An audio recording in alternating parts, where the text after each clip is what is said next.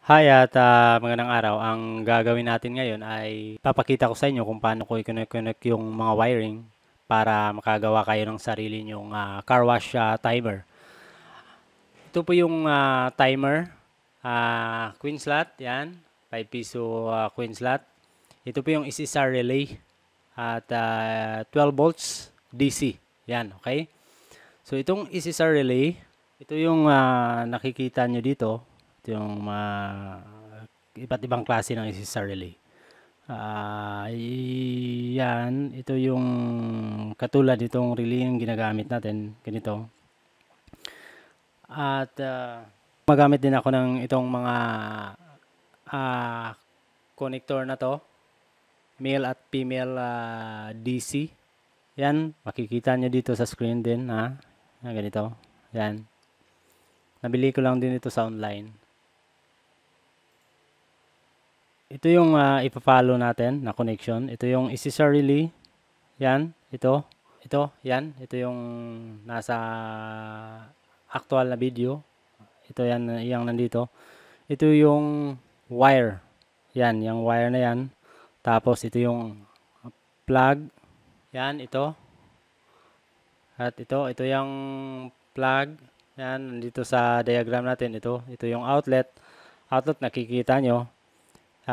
Dalawa yung pwedeng gagamitin. So, sa tester, tinitesting ko kapag may time na to, lalabas dyan yung mga 220 volts ata. Tapos, ito yung kibali sa diagram natin. Ito yung pressure washer. Ito yung plug niya. Pero sa video natin, ang makikita nyo ay itong iilaw siya.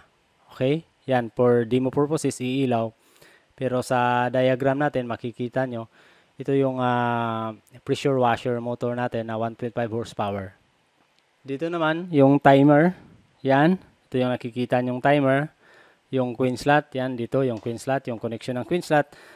Napaka-simple lang naman yung connection ng queen slot. Kasi kapag bibili kayo ng queen slot, may color coding po yan. Red, white, black. Okay? Ganun din naman po sa timer. Yung wiring niya. Package na po ito kapag bibili ka. Kahit saan ka bibili ng timer, may ganito na siya na connection. So, black, red, white. Para connection dun sa patungo ng queen slot. Okay? Tapos, dito, yan, sa relay. Ito yung built-in relay ng timer.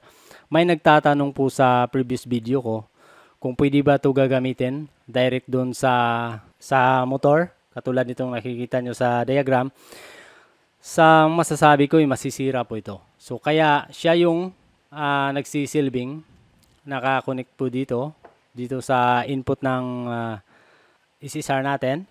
Dito, nakikita nyo yung input niya dito. Yan, nakakonect siya. So, ang ginawa po ng relay na to, tatlong connection po to, tatlong wire po to. Itong green, hindi natin gagamitin kasi ito po yung green black. Ito po yung normally close. So, kung sa switch sa bahay ninyo, yung kapag gabi na, isi-switch niyo para iilaw yung nakakonect na ilaw dito. So, ang mangyayari, ito po siya normally close po to. Itong green at black. So, palaging nag-on yung ilaw nyo sa bahay. Kung ganito yung connection, palagi po siyang nakaswitch. Palagi siyang nakaganito. So, yung gagamitin natin ay itong connection ng brown at black. Kasi normally, open po siya. So, yung switch ninyo sa bahay na ganito, yung nakakonect na ilaw dito, hindi siya iilaw kapag hindi nyo siniswitch. So, ang mag-switch kasi natin dito, ito po yung kapag may 5 piso coin na ilalagay, yung timer, mag-switch siya, mag-add ng time dito, tapos yun, nakaswitch, iilaw. So, dito, sa ating video natin ay under yung car wash. Okay? Yan. So, gagamitin natin as a switch itong relay. Yan, yung built-in relay ng timer natin. So again, yung black at brown, ito po yung normally open. So meaning, kapag 0 pa po, walang time, walang susupply na 12 volts po dito sa input ng timer, ng SSR natin. Okay? So kung titingnan natin dito, yan, ang SSR kasi natin, may connection po ito dito. Ito po yung input. Tapos ito naman yung sa AC.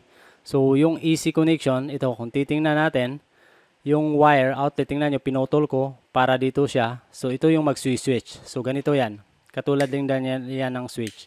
So, kapag walang input, walang 12 volts dito kasi yung relay hindi naka-switch, so open siya. Hindi iilaw yung ilaw na nakakonect dito. Ganon din dito. Walang power. So, kung titingnan nyo yung tester, ayan, nag-ano po yan, may lalabas yan na 220 volts kapag may power na po ito o may nilagay na time dito sa timer natin. So, kung naka-switch yan na ganito. Yan, okay?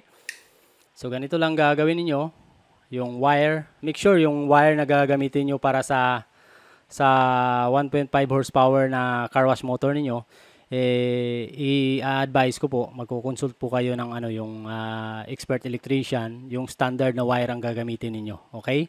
Kasi kapag hindi standard, yung maliliit na wire ang gagamitin niyo, baka may masisira doon. At paki-check. Yun lang yung advice ko kapag wala kang idea tungkol sa electrical connection, electrical wiring. Advice ko po, magtatanong ka po ng kapitbahay nyo, kaibigan mo na may alam doon. Okay? Katulad nito, ginagamit ko. Na-try ko na po itong wire na to. Okay?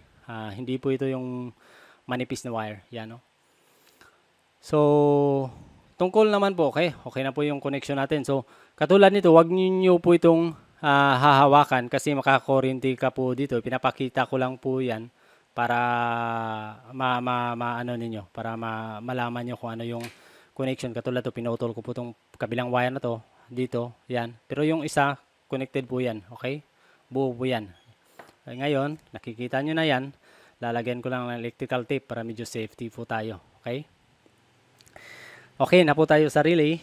Balik na po tayo dito sa 220 dito pa tayo sa 12 volts DC. Okay, DC yan DC. Dito sa diagram natin, dalawa yung pinapakita ko pero 12 volts DC naka-supply dito at dito, pero pinapakita ko po dito sa actual na video, isa lang po yung 12 volts DC supply natin. Ito yun, dalawang wire yung ginamit ko parallel for 12 volts lang po siya. Kinonek ko po, ito po yung nagsusupply. Sa timer kasi, 12 volts po kasi itong connection na to. Kung makikita nyo, 12 volts po yan connection. DC na po ito, okay lang po yung DC na tatanggapin niya dito, hindi po ito masisira, itong timer na to. Tapos yung DC isa, para sana magsusupply dito. Imagine, kung itong positive at negative, yan, maganda dito kasi may sign siya, positive at negative. So, positive at negative. Kung i-connect nyo direct dito, magsi-switch on to siya. So, may 220 volts pong lalabas dito. Okay? Kaya, pinadaan natin dito sa relay. Kung titingnan nyo yung connection, okay? Tingnan nyo ha. So, ito yung black. So, yung black connection dito sa relay, sa timer. Tingnan nyo, ito yung black. Yan. Nakakonect po dito sa negative. Na negative po ng dito sa SSR natin. Yan, negative po yan ha. Titingnan nyo yan. Negative. Tapos yung positive, nakakonect po dito sa positive supply. Okay?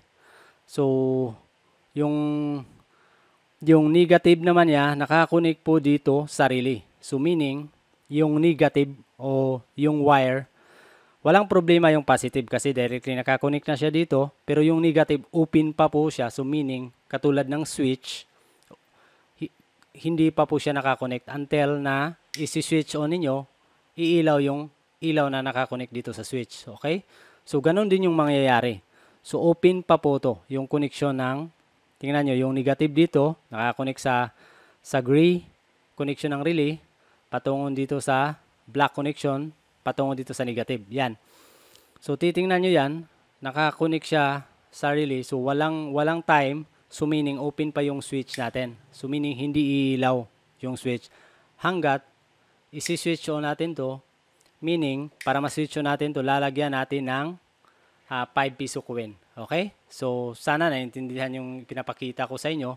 So, ngayon, ang actual na po nating lalagyan ng 5 piso coin.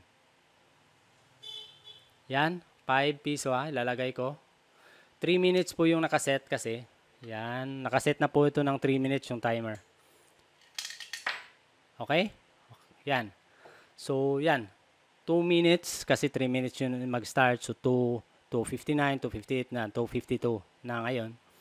So, ililipat ko yung ilaw para hindi makikita ng camera natin. Yan. Okay, titingnan nyo. May 12 volts na po nakasupply. Kasi yung SSR, na-explain ko na ito sa nakaraang video, tatanggap po siya ng 3 to 32 volts. Take note nyo ha, DC po. Tatanggap po siya ng 3 volts hanggang 32 volts. Pero 12 volts kasi yung supply natin, ay pwede siya. Diba? Hanggang 3 to 32 volts kasi. So, yan, may yung red na indicator, yung LED, nag-indicate po siya na may input na po siya, nag-switch na po siya. So, yun na yung ginawa niya. Gumagano na siya. So, ilaw na yung ilaw na nakakonect ng switch ito. Katulad ng nandun sa bahay ninyo. So, yun. Kung titingnan ninyo, yung kanina, walang 220 volts ngayon. So, yan. Nakikita nyo, 225 volts. So, okay lang yan. Yan. Okay? Siguro, malilito lang kayo dito sa supply. Minsan kasi, may maraming nagtatanong po sa akin, pwede ba yung transformer type? Katulad nito. Ito po yung transformer type, 12 volts, easy pa po to. Kailangan nyo lang lalapit kayo sa electrician o pupunta kayo sa electronic shop para paglalagyan ito ng mga electronics components like diodes, resistor, capacitor para makagawa kayo ng 12 volts DC. Kasi hindi mo kasi pwede direkta ilalagay yan dito sa relay kasi 12 volts DC yung kailangan niya. Sa totoo lang, mas durable po ito kaysa ganito kasi yung gamit ko sa mga nakaraang taon. Kasi mura lang kasi at madali. Tingnan nyo, ilalagay nyo lang. Katulad nito tatanggalin ko. Yan. Madali lang kasi standard kasi siya. So yun na yung susupply. Yung sa isang car wash ko, ito lang yung ginamit ko. Kasi 180 pesos lang yung bili ko ng power adapter na to. 12 volts DC din to. Siya na yung magsusupply ng timer at itong SSR relay.